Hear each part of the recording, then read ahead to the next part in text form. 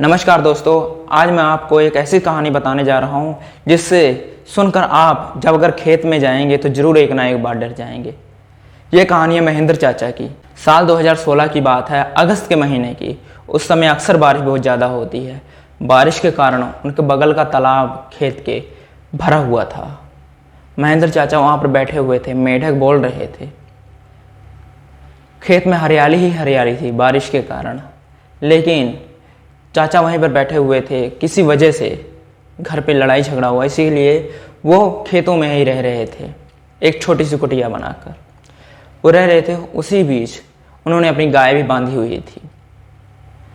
रात का समय हुआ, महेंद्र चाचा खाना खा रहे थे। अजीब से उन्हें कोई लग रहा था जैसे कि गाय कुछ कह रही है, तो वो गाय के पास जाते हैं, गाय को देखते हैं। गाय कुछ नहीं कह रही थी। इतनी देर में फिर आकर अपने खाट के पास बैठ जाते हैं। फिर खाना खाने लगते हैं। खाना खाते हैं, जब उठते हैं तो उन्हें महसूस होता है गाय फिर कुछ कह रही है। फिर उन्हें लगा कि शायद बरसात के कारण उसे मच्छर लग रहे हों। तब उन्होंने आग जलाई। आग जलाकर सारा धुआं गायों की ओर कर दिया कि ताकि उनको मच्छर ना लगे। इसी बीच जब उन्होंने पलट कर अपनी खाट की तरफ देखा तो उन्हें महसूस हुआ कि कोई खाट पर बैठा हुआ है। लेकिन महेंद्र चाचा निडर आदमी थे, वो डरते नहीं थे। जब उन्होंने देखा तो उन्होंने कहा, कौन है? उन्हें लगा कि कोई घर में से कोई आदमी या औरत कोई आई है, वो बैठी हुई है। लेकिन जब बाल उन्होंने ध्यान से देखा कि बाल उसके आगे की तरफ है, सिर लटका हुआ है, तो एक बार वो सोच में पड़ गए कि आखिर इतनी रात को कौन आ गया। रात के कोई 2-2:30 बजे की बात थी, क्योंकि गाय दोबारा बोल रही थी। फिर जागे थे महेंद्र चाचा।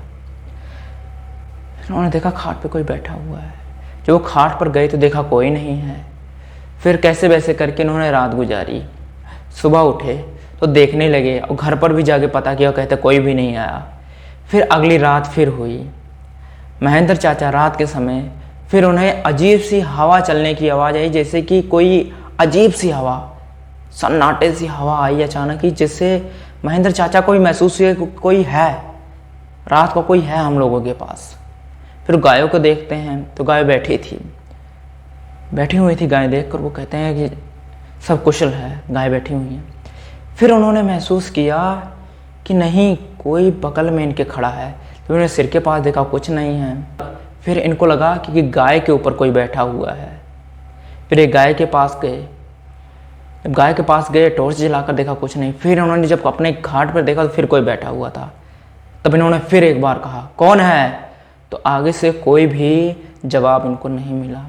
लेकिन इस बार उन्हें महसूस हो रहा था, कन्फर्म था कि कोई ना कोई बैठा जरूर है। लेकिन जिस तरह बैठा था उस तरीके से आज महेंद्र चाचा भी रात को डर चुके थे कि कोई ना कोई तो है।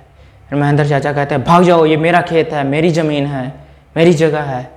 तब इतनी देर में सामने से एक ही आवाज़ आती है, तू भगाएगा मुझे, ये मेरी जगह है, मैं यहाँ पर जन्मी और पली हूँ।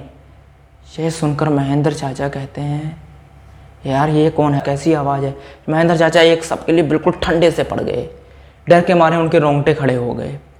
फिर महेंद्र चाचा ने ध्यान से देखा तो कहते, कौन हो तुम? कहती हैं, मैं आशा हूँ। फिर महेंद्र चाचा को अचानक ही याद आ जाता है, तो कहते हैं, बहन। बस वो गायब हो जाती है रूह। कोई भी उन्हें दिखाई नहीं देता। खाट के पास दौड़े दौड़े जाते हैं, कोई भी नहीं दिखाई देता।